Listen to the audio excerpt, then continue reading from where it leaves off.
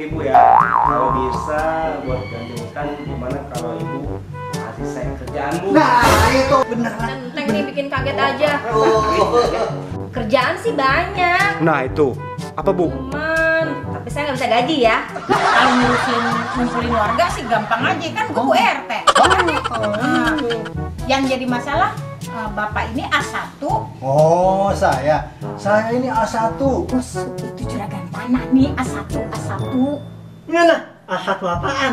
Taruh kali dia. Zaman apaan ini? Yaudah dah, Bapak berangkat dulu ya. Biar hasil ya Pak. Iya, makan di kembang nih. Biar hasil ya. Iya, gue mau ada lihat kebun baru. Kan di sana mau dibikin. Makanya selagi Bu Murni nggak ada, Biar nanti urusannya nggak bermasalah. Apa ini? Tuh, tahu nggak? Mana Paula pergi nggak ada ya? Biarpun dia cuma anak kosan, Oh, nanti dia sampaikan sama Pak Ul gitu perwakilannya gitu. oh.